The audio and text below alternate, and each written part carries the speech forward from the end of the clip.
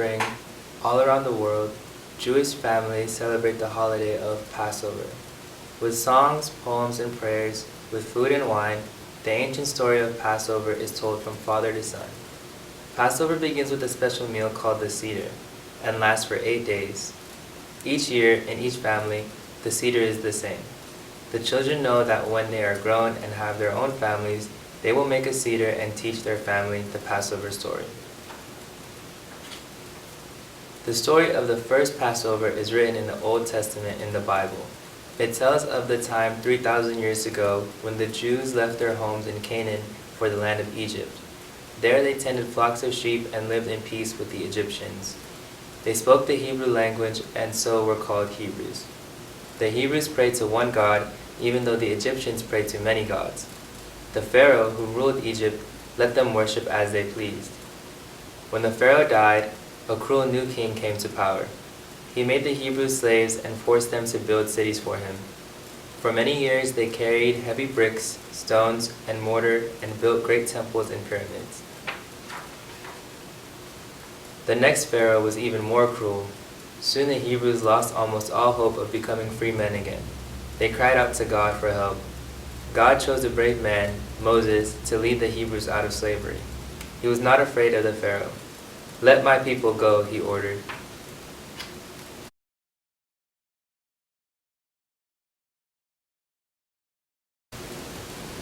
The Bible tells of many miracles Moses performed to prove to the Pharaoh that he had come at God's command. But the Pharaoh refused to believe him. So God sent plagues to Egypt. Hail fell from the skies, and no crops could grow. The fish died in the rivers, and frogs, lice, locusts, and flies overran the land. But still the stubborn king refused to let the Hebrews leave. The last plague was the worst of all. In every Egyptian house, the eldest son died. The Hebrew sons were spared because Moses had told each family to sacrifice a lamb and rub the blood on the door of the house. The blood was a sign to God that a Hebrew lived there, so God's angels of death could pass over the house. This is where the word Passover comes from.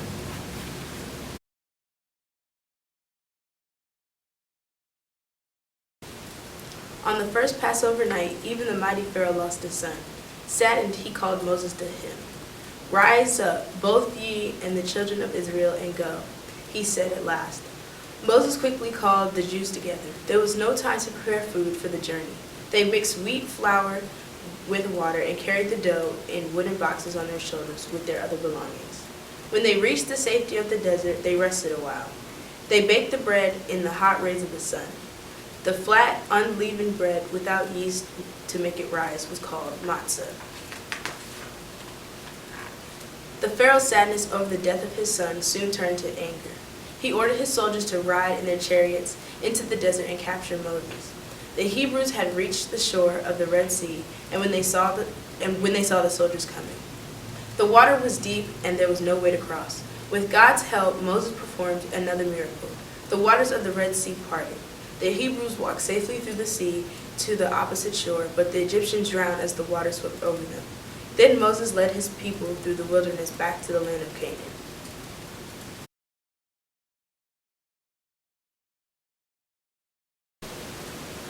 Ever since that time, the story of the Passover and the Exodus from Egypt had been told over and over again.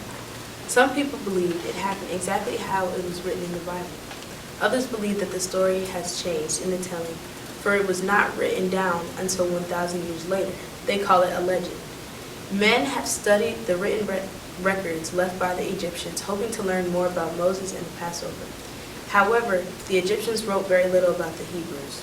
We know that a powerful pharaoh ruled in Egypt when a city called Pithom was built by the Hebrew slaves. Records also tell that the Exodus was probably between 1300 and 1250 BC. Although the Exodus was a small event in Egyptian history, it was a time of great rejoicing for the Hebrews. They were free men once again. Each year, they give thanks to God for the Passover. In Canaan, they prayed in a beautiful temple built by King Solomon. Later, after the temple was destroyed in the war, they worshipped wherever they could. When at last the temple was rebuilt, there was a great excitement. Pilgrims came from all over the country and put up tents on the hillsides. Thousands of them, in white holiday robes, waited their turn to sacrifice the Passover lamb in the temple.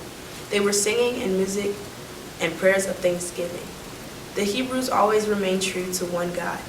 Fathers taught their prayers, their customs, and their language to their sons.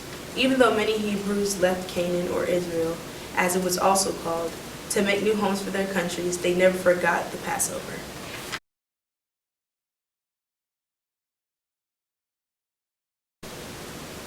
Ever since that time, the story of the Passover and the Exodus from Egypt had been told over and over again.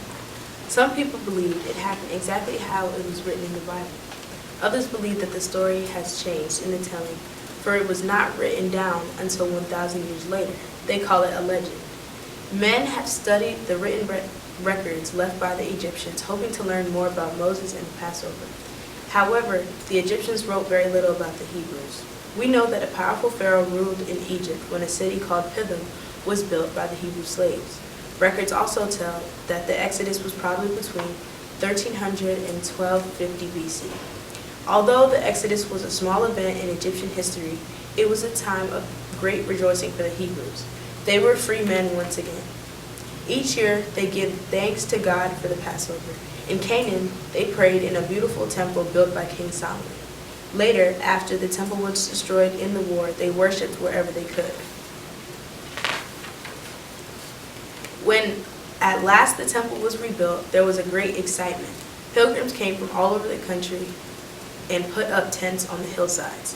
Thousands of them, in white holiday robes, waited their turn to sacrifice the Passover lamb in the temple. They were singing and music and prayers of thanksgiving. The Hebrews always remained true to one God. Fathers taught their prayers, their customs, and their language to their sons. Even though many Hebrews left Canaan, or Israel, as it was also called, to make new homes for their countries, they never forgot the Passover.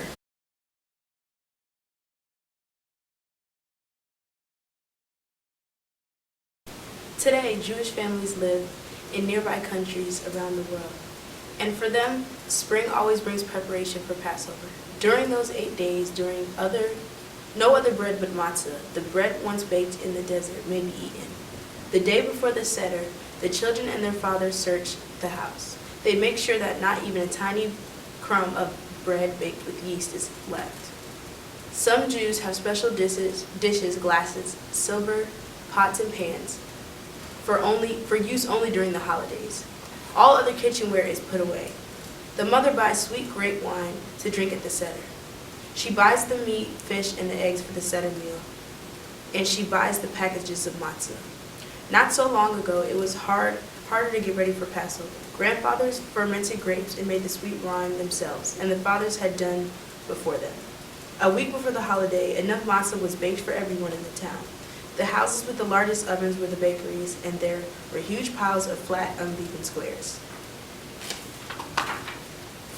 Now, the afternoon before the Seder, the best tablecloth is put on the table. A bouquet of spring flowers and candles are placed onto the table too. Polished silver, fine china plates, and a glass of wine are set at each place. The glasses will be filled and emptied 4 times during the Seder, so the children are given very small ones.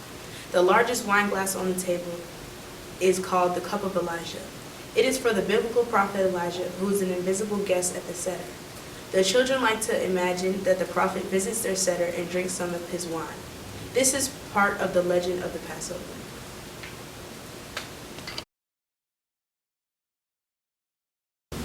Near the Father's place is the matzah cloth. It may be made of plain linen or richly embroidered satin. It holds 3 matzahs. A large dish called the Seder plate is placed on top of the cloth. Fathers, mothers, grandfathers, grandmothers, aunts, uncles, friends, and children take their place at the Seder table. Tonight, everyone at the table may sit as he wishes. No one has to sit straight in the chair. The father's chair is soft with cushions to remind everyone that he is a free man, no longer a slave to the Pharaoh. Besides each place is a Haggadah, the Passover book. The Haggadah is a book of questions and answers. The children ask the questions and the father gives the answers. Like a play in which all the parts are written down, the Haggadah tells the story of the Passover in the order of the Seder. Haggadahs are usually printed in Hebrew on the right side of the page, in English on the left side. Like all Hebrew books, the Haggadah begins at the place we call the back. The pages are then turned from left to right. Each person in the family reads from his own Haggadah. The Seder begins with the blessing of the wine. The father breaks the middle matzah in his matzah cloth in two. He wraps a larger piece called the afikoman in a napkin and hides it behind his cushions.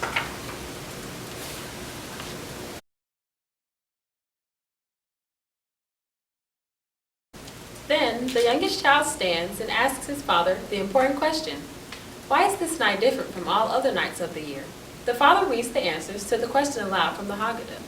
As he tells of the bitterness of slavery under the Egyptians, everyone eats a piece of a bitter herb from the cedar plate. Everyone also tastes the sheroseth from the cedar plate. The sheroseth is made of grated apples, nuts, cinnamon, and wine. It stands for the mortar used to hold together the bricks and stones of which the Pharaoh's cities were built. The father tells of the terrible plagues the Egyptians suffered. Everyone spills a drop of wine for each plague. Then he points to the roasted bone on the cedar plate. It is a symbol of the lamb sacrifice at the first Passover.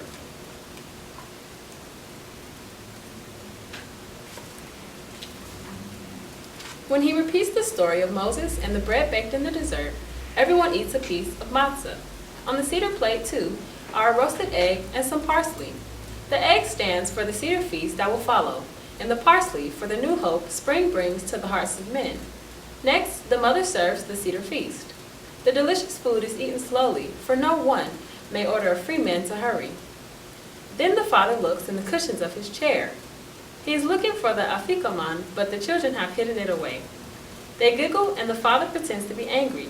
The children promise to return it if their father will give them a gift. He agrees very happily. Then he shares the matzah with everyone at the table, as the lamb was shared at Seder's long ago. The Seder ends with singing. The songs ring through the house as they once rang out in King Solomon's temple. The children love the songs and know them by heart. During the other days of Passover, the songs of Solomon are read from the Bible. There are stories of last year's Seder, and the children may beg their grandfather to tell about Passover when he was a boy. There is a mixture of memories in every family's Passover. For Passover meals, the mother cooks light, fluffy dumplings made of matzah meal, flour, and eggs. She bakes soft yellow sponge cakes. She fries matzah meal pancakes, while the children eat with sugar and jelly. For lunch, there are often crisp matzah sandwiches. While American families are sitting at the Seder table, far away in the country of Jordan, a small group of Jews celebrates Passover in a different way. These are the Samaritans. They tend sheep in the grazing lands. The men have long beards and long hair. On the eve of Passover, when the sun goes down, the Samaritans leave their homes.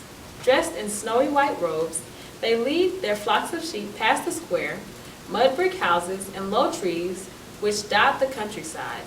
When they reach the foot of nearby Mount Gerizim, they set up their tents.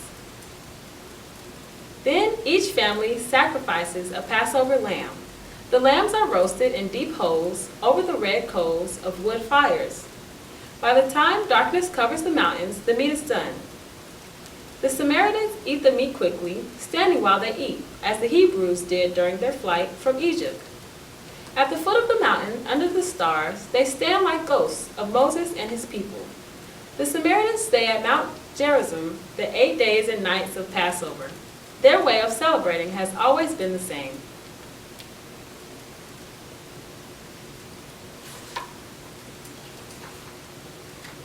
Today in Israel, the homeland of the Jewish people, the first harvest of the year has been gathered by Passover.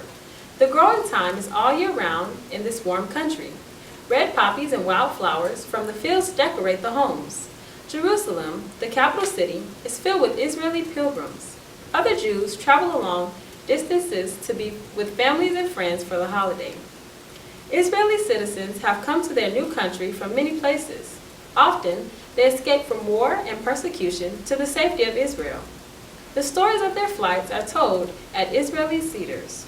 Before the Civil War in the United States, the story of Moses leading his people out of Egypt gave hope and comfort to the Negro slaves. They composed the song of freedom called "Go Down Moses." It uses the words Moses spoke to the Pharaoh, "Let my people go." Negro leaders were sometimes called Moses by their followers. They led the slaves to the north and freedom until slavery was outlawed in all the states.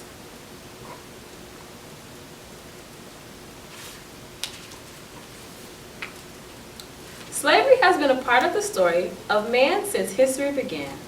Passover celebrates the Jews' escape from slavery and the right of men to be free.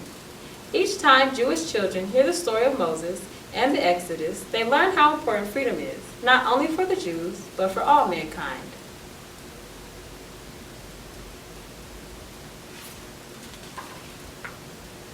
And that was Passover by Norma Symeon.